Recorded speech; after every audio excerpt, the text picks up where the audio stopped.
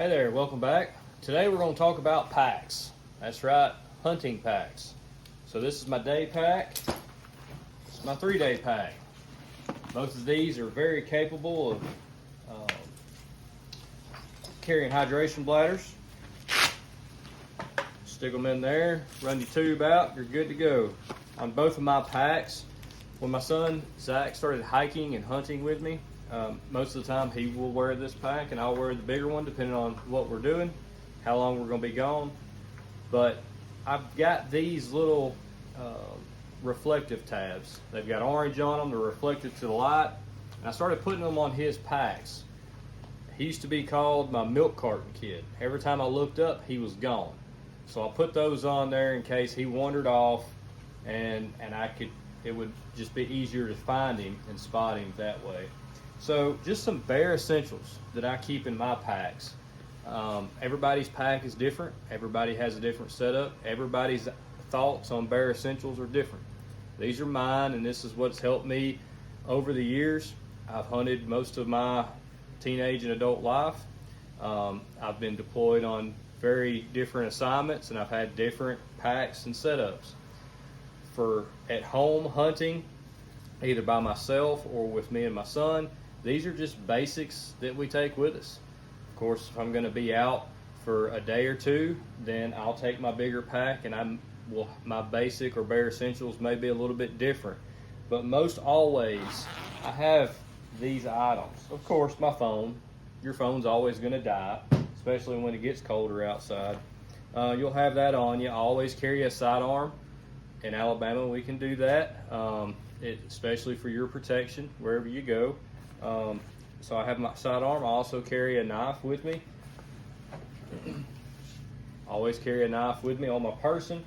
You know, it's Alabama. That's what we do, right? So, and always for fun, especially Zach and I always carry this little camo paint. And every time, especially earlier in the year, when it's not so cold. When it's cold, it's harder to put on. But earlier in the year, when it's warm, we'll get this stuff out and we'll paint it. Last year, I let him paint me up, and I really wish I wouldn't have. Ended up getting in my eyes and everything else. Usually have that. Flashlights. You know, I usually like to keep a couple different flashlights in my pack. And with flashlights, you've always got to make sure you have extra batteries. Always have good batteries in your flashlights before you leave. Make sure they're working and operational.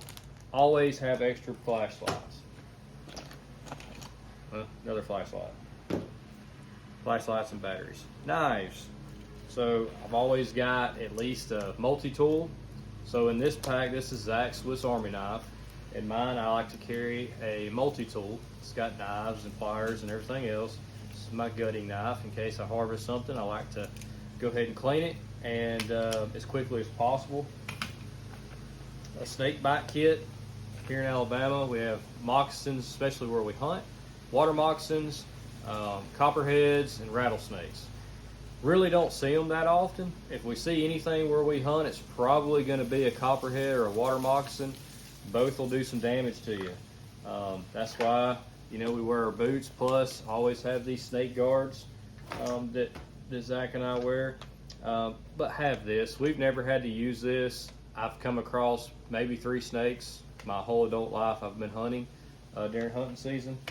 Now, if you're scouting prior to season, that may be a total different story, all right? Always have a pen or a pencil with you. So that way if you harvest anything or if you need to mark something down on your maps, you can do that. I always carry a compass with me. It's just a habit from in my tactical days. We would always have these if we got dropped off in the middle of nowhere, which happened a lot. It's always nice to have this. Probably won't ever use it.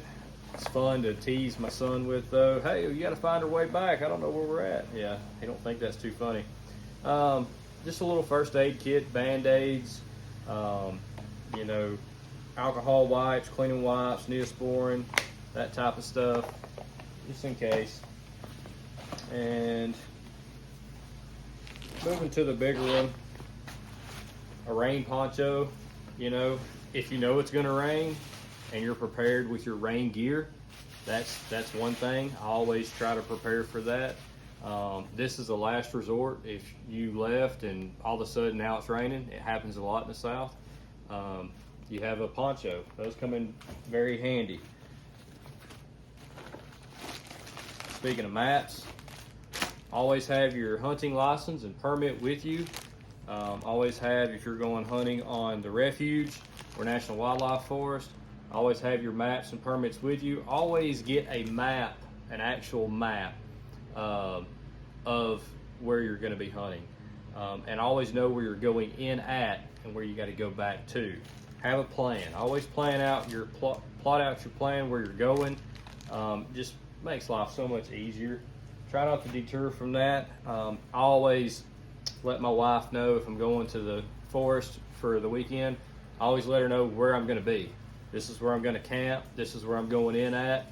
And there's an area that if something happens and I don't touch base with her, she knows that there's an area where I'm going to be. And it makes searching that grid so much easier.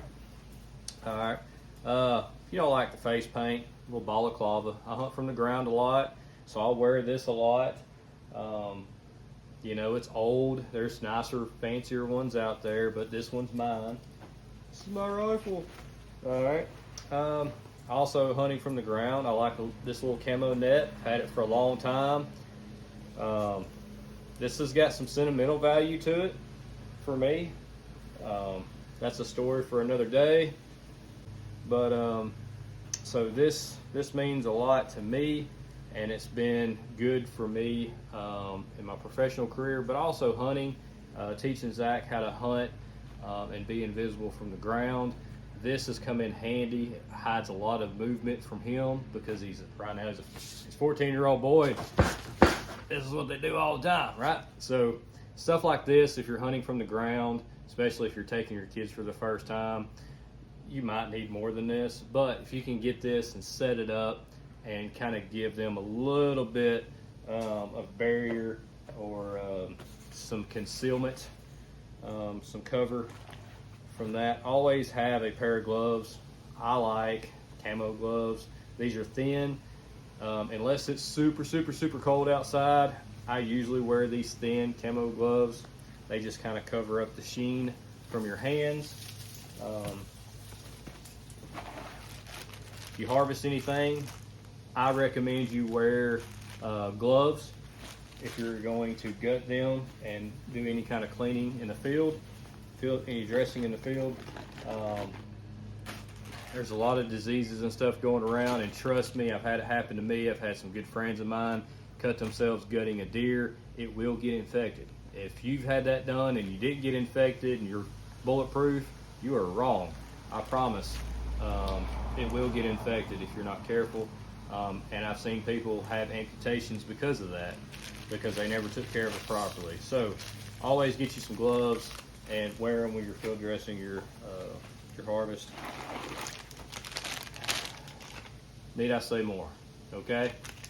Now, I do recommend that whatever you take into the field, you bring back. You know, it is a blessing to hunt.